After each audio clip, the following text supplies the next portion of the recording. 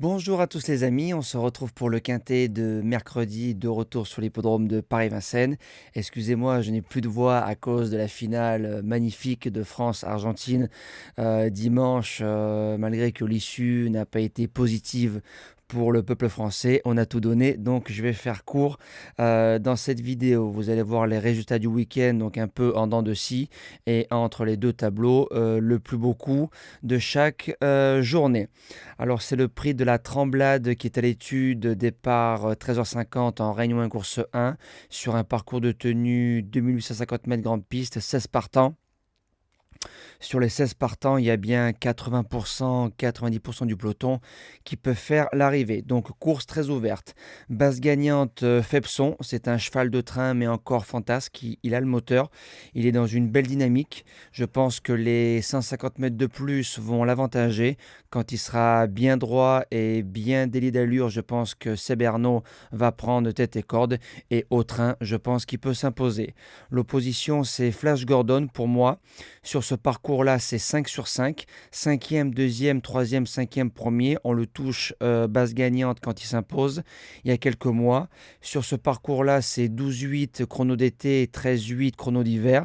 Il va monter sur sa dernière course après 3 courses de rentrée. Le tandem est toujours le même. David Thomas déféré. Le cheval peut jouer le podium. Premier outsider, Éolien de Chenu. C'est le gagnant du Quintet Plus de référence avec une drive chirurgicale d'Éric Raffin.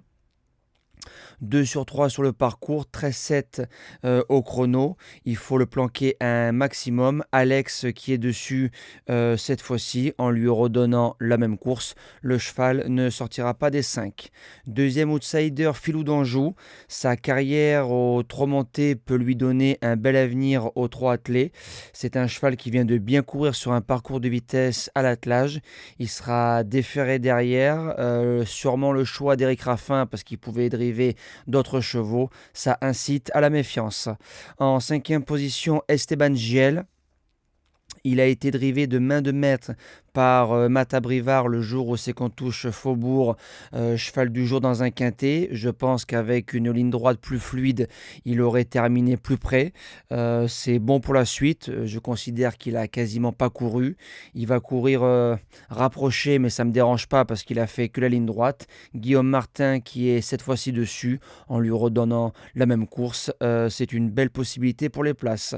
En sixième position, Dacero. Il a fait un été de toute beauté à Enghien.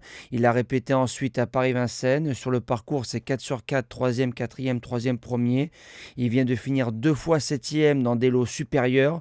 Il revient dans une catégorie qui lui offre la possibilité de prendre un beau chèque. Déféré devant, j'y crois. Septième position, Eureka Vry, c'est oui. C'est un cheval qui est plus tranchant sur les parcours de vitesse, mais le 10 novembre, il nous a prouvé sur ce parcours-là, quatrième en 13,5, qu'il pouvait bien faire.